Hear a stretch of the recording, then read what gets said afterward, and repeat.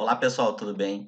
Hoje a gente vai falar sobre doença cardiovascular, que é a doença crônico não transmissível mais prevalente no mundo e é responsável pela maior causa de morte no Brasil. Ah, Atualmente, em torno de 30% dos casos de morte são decorrentes de doença cardiovascular.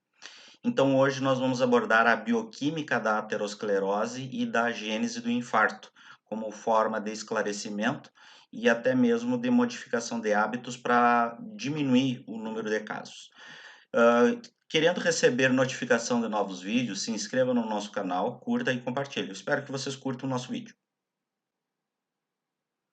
As nossas artérias, elas são uma espécie de cano, né, que circulam, fazem circular o nosso sangue.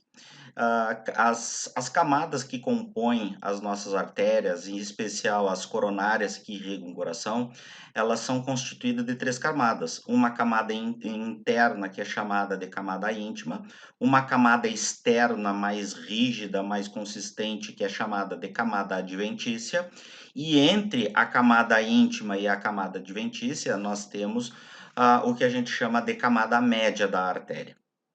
Então, quando a gente pega e fala de risco de doença cardiovascular, não há dúvida que o colesterol é um dos que mais contribuem para a, a análise do risco e estratificação de risco de doença cardiovascular. Segundo a última diretriz brasileira de dislipidemia da Sociedade Brasileira de Cardiologia, os valores recomendados para o colesterol LDL, eles têm que estar num nível inferior a 130 miligramas por decilitro em uma pessoa sem comorbidade. Acontece que níveis persistentemente altos de colesterol LDL acima de 130 miligramas por decilitro pode fazer com que, junto com o aumento da expressão de moléculas de adesão localizadas na parte interna da artéria, pode fazer com que essas proteínas de ancoramento favoreçam a passagem do colesterol da circulação para a camada média da artéria. O acúmulo de colesterol LDL na camada média da artéria, ele se dá principalmente naquelas regiões aonde nós temos uma menor força de cisalhamento. Uma das características do fluxo sanguíneo é que ele tem um fluxo laminar. Acontece que nas regiões de bifurcação ocorre uma maior zona de atrito que a gente chama de força de cisalhamento. Essa força de cisalhamento provocada pelo atrito do sangue, ele aumenta a produção de um vasodilatador, que é o óxido nítrico. Nas regiões de baixa força de cisalhamento, aonde o atrito do sangue contra a parede é menor, a expressão de óxido nítrico é menor e, consequentemente, a expressão de moléculas de adesão pode ser maior, que é onde favorece, então, o acúmulo de colesterol. Aquele colesterol acumulado na artéria, ele está na forma reduzida. Acontece que normalmente a pessoa que tem dislipidemia e tem colesterol LDL elevado, geralmente eles têm fatores de riscos associados, como é o caso de obesidade, o que é o caso de hipertensão, tabagismo, etilismo, e tudo isso são fontes de radicais livres. Esses radicais livres, eles são espécies eletrônicas com elétrons desemparelhados, que buscam se estabilizar a qualquer custo. Então é por isso que aquele colesterol que até agora estava no estado redox reduzido, ele sofre um ataque oxidativo mediado por radicais livres, formando então o colesterol LDL oxidado. Esse colesterol LDL oxidado, a função biológica dele é praticamente incipiente ou quase simplesmente não tem função.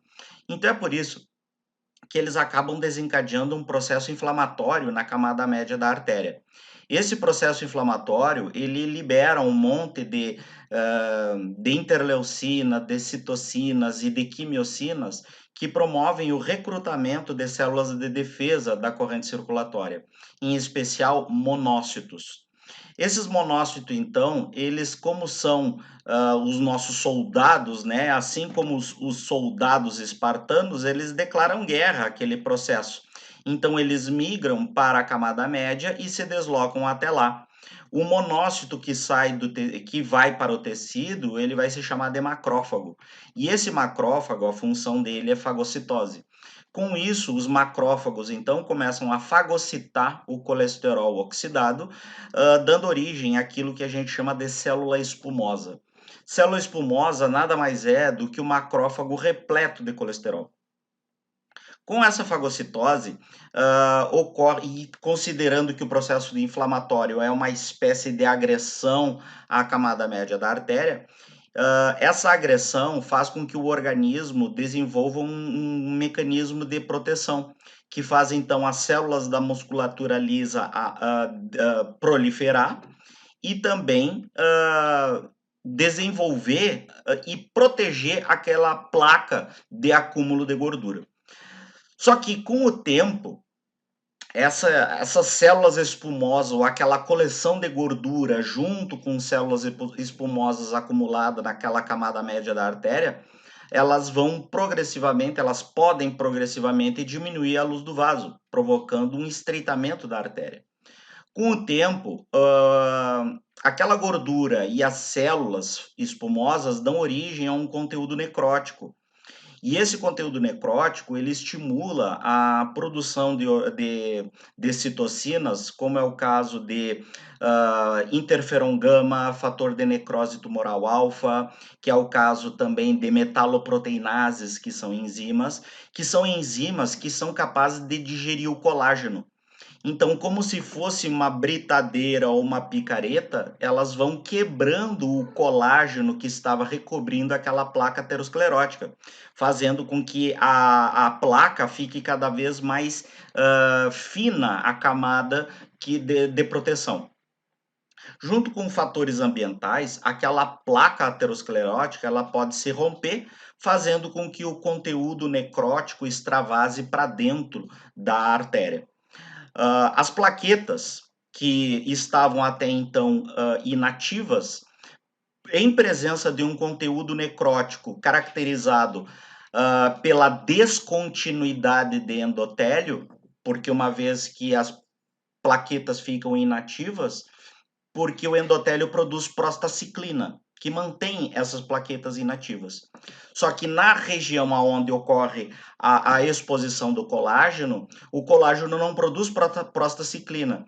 Isso faz com que ocorra um recrutamento de plaquetas e a formação de um trombo plaquetário. E esse trombo plaquetário, uma das características dele é que ele é temporário e friável. Então é por isso então que as plaquetas começam então a liberar fator de plaquetário número 3, cujo objetivo é ativar a cascata de coagulação, que culmina então na transformação de fibrinogênio em fibrina. A fibrina então ela forma um coágulo firme, um coágulo duradouro que pode obstruir, se não em parte, totalmente a artéria.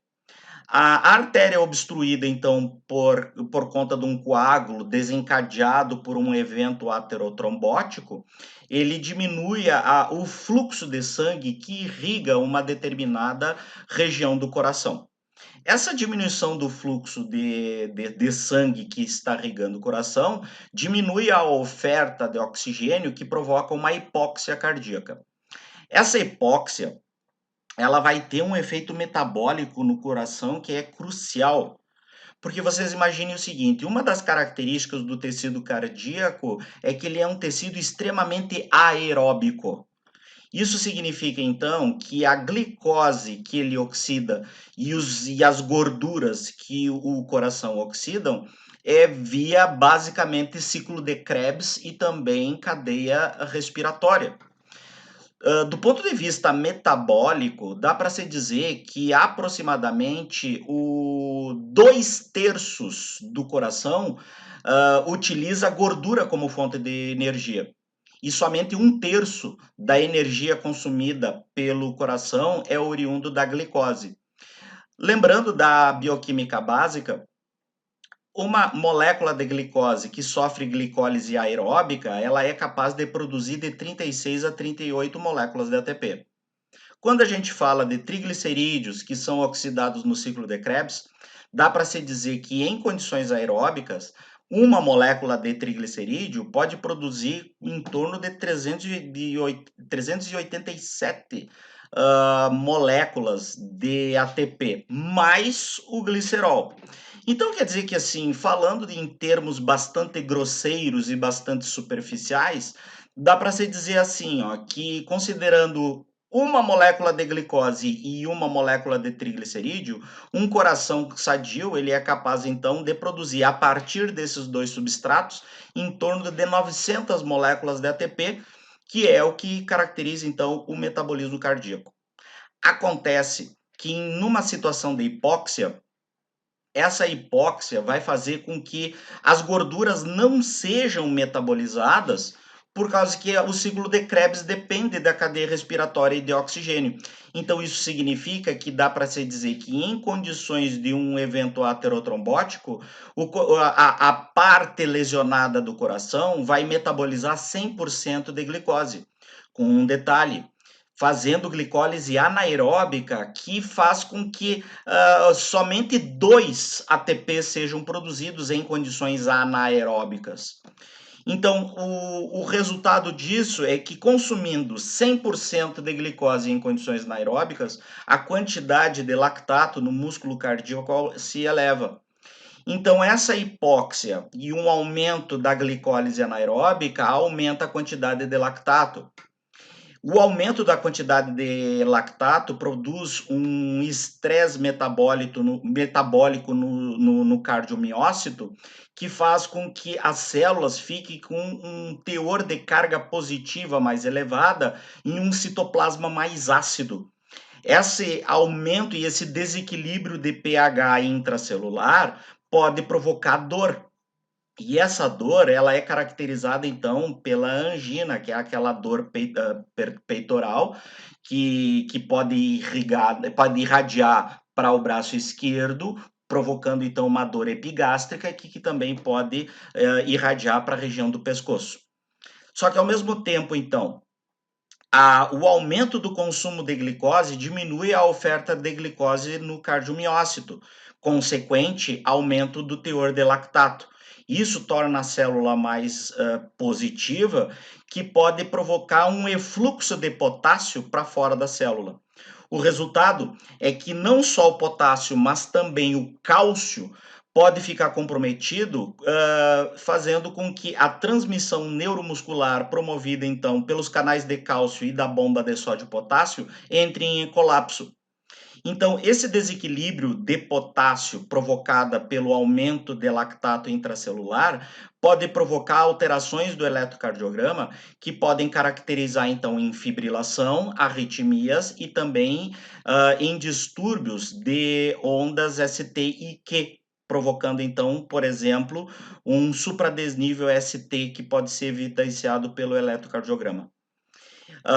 O resultado disso é que o metabolismo anaeróbico, 100% de consumo de glicose, mantém o metabolismo energético do tecido lesionado por aproximadamente 3 minutos. E então o colapso energético decorrente então da falta de ATP pode provocar então morte celular, que caracteriza a necrose miocárdica.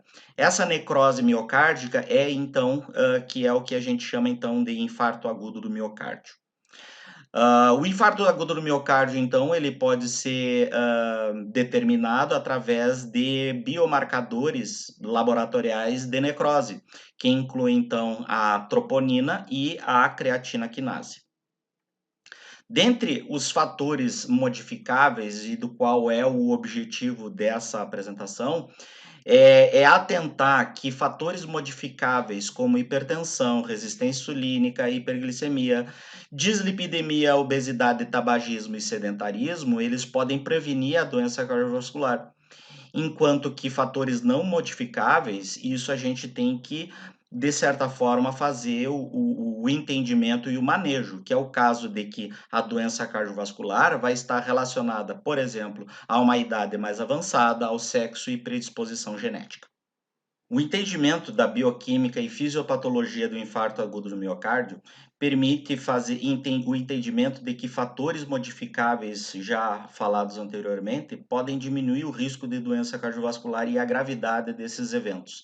Então é por isso que uma visita regular ao médico cardiologista se faz tão importante.